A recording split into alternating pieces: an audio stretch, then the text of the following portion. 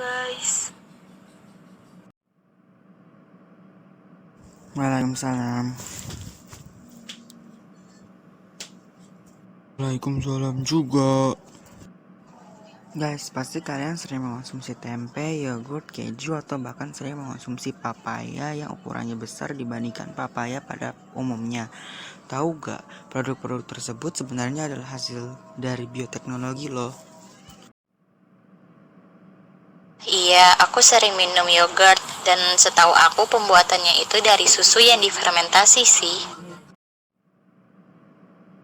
Waalaikumsalam. Aku juga sering makan keju dan setauku pembuatan keju ada proses fermentasinya. Itu juga dibuatnya kayak difermentasi gitu kan? Emangnya bioteknologi itu apa sih? Jadi bioteknologi adalah sebuah cabang ilmu yang telah mempelajari pemanfaatan makhluk hidup seperti bakteri, fungi, virus, dan lain-lain atau produk yang ada pada makhluk hidup. Enzim alkohol di dalam proses produksinya yang akan menghasilkan barang dan jasa. Bioteknologi juga secara sederhana dikenal oleh manusia sejak zaman dulu. Sebagai contohnya yaitu pada bidang teknologi pangan seperti produksi bir, roti, dan pembuatan keju yang sudah banyak dikenal pada abad ke-19. Pemuliaan tanaman dalam menghasilkan varietas-varietas baru pada bidang pertanian dan juga pemulihan produksi hewan pada bidang medis.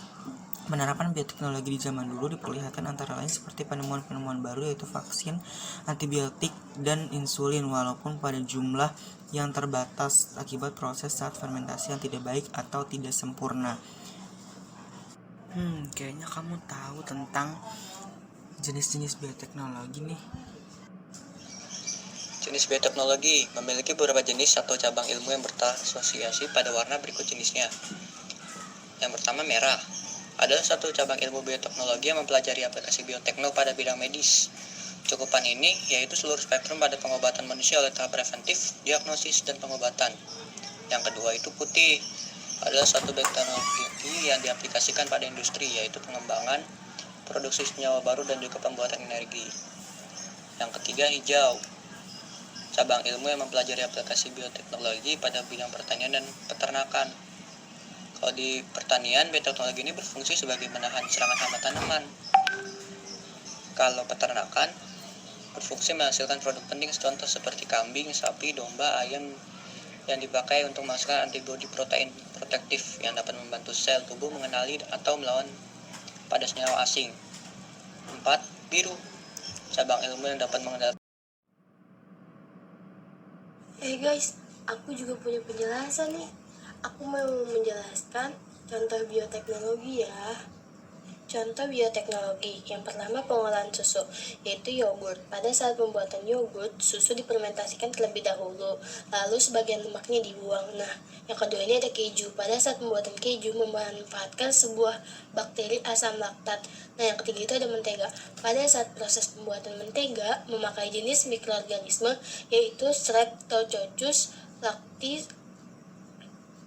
Yang kedua ada pengolahan kacang, kecap dengan tauco.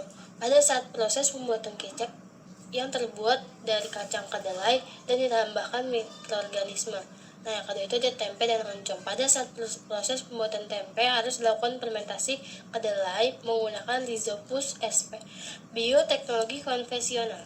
Keuntungannya adalah meningkatkan hasil produksi pertanian, menciptakan antibiotik. Iya Fiska, aku juga punya penjelasan tentang manfaat bioteknologi kok. Ini ya. Manfaat bioteknologi. 1. Manfaat bioteknologi pada bidang pertanian.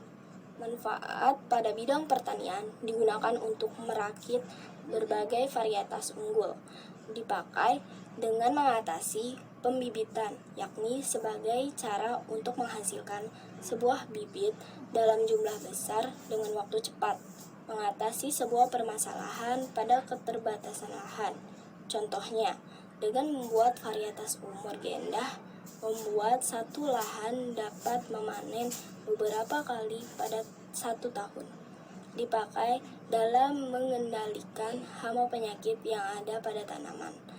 Dipakai untuk upaya adalah meningkatkan dan memperbaiki pengolahan tanaman dari waktu ke waktu.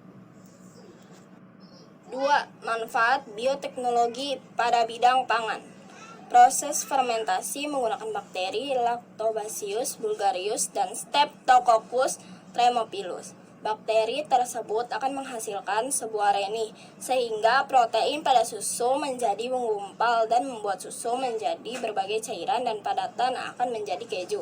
Pada bakteri Lactobacillus bulgarius dan Streptococcus thermophilus yang dipakai dalam mengubah laktosa yang ada pada susu menjadi asam laknat, sehingga akan membuat menjadi yogurt. Kecap adalah salah satu produksi pada hasil bioteknologi yang digunakan dari kacang kedelai yang telah dilakukan fermentasi dengan tambahan jamur Aspergillus wenti. Tempe adalah salah satu hasil bioteknologi yang memakai teknik fermentasi. 3. Manfaat bioteknologi pada bidang sosial. Dipakai dalam teknologi untuk tes DNA. Untuk mengidentifikasi seseorang yang mengalami korban kecelakaan tidak dapat dilakukan identifikasi lagi secara fisiknya. Memastikan hubungan kekerabatan. Mengetahui identitas pelaku kejahatan.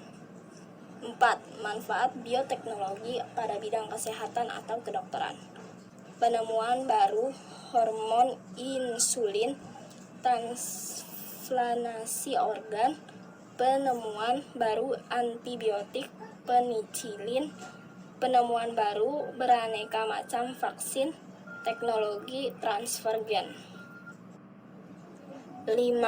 Manfaat bioteknologi pada permasalahan lingkungan. Untuk mengatasi permasalahan pada suatu wilayah, maka prinsip bioteknologi yang menawarkan teknologi produksi berbagai limbah industri menggunakan teknologi yaitu bioremediasi untuk mencegah atau mengurangi pencemaran. Bioteknologi kemudian dipakai untuk hasilkan energi yang ramah lingkungan, contohnya seperti energi biogas, bioetanol, dan biodiesel.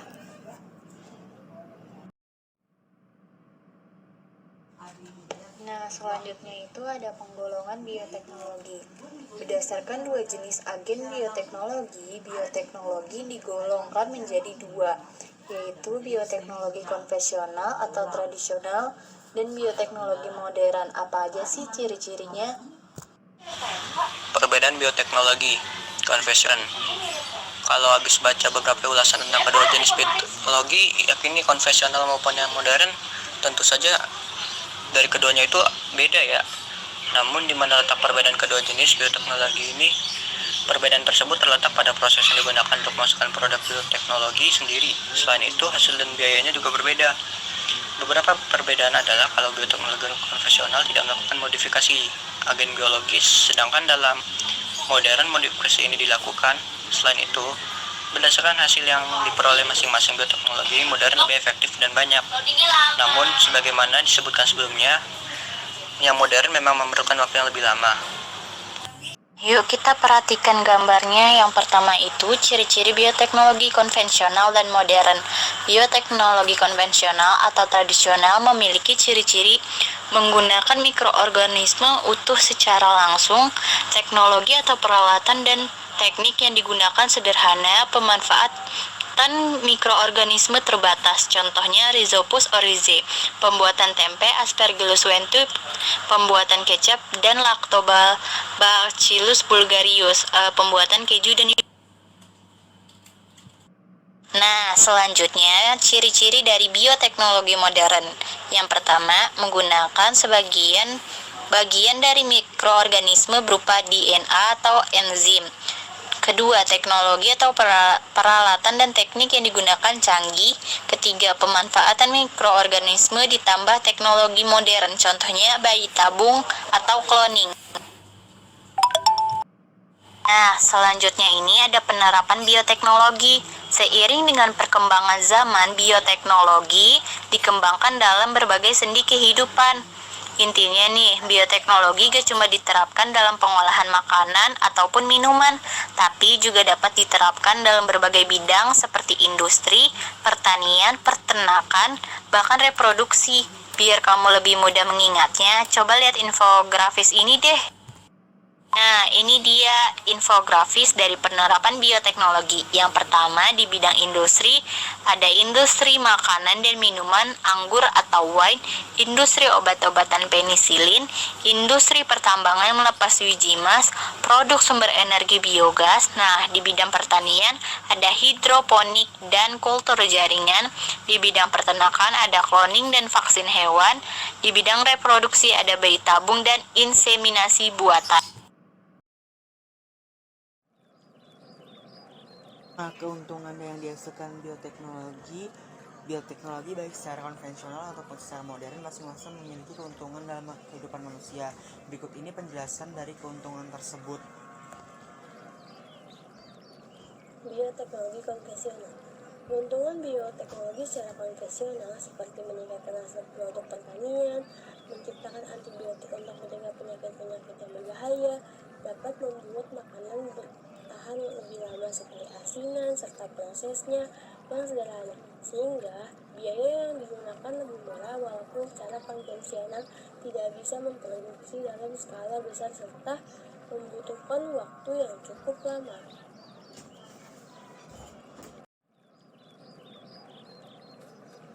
Bioteknologi modern. Selain manfaat bioteknologi secara konvensional, bioteknologi modern juga memiliki peranan yang cukup penting dalam kehidupan manusia saat ini karena dapat mengatasi beberapa permasalahan yang terjadi seperti bayi tabung.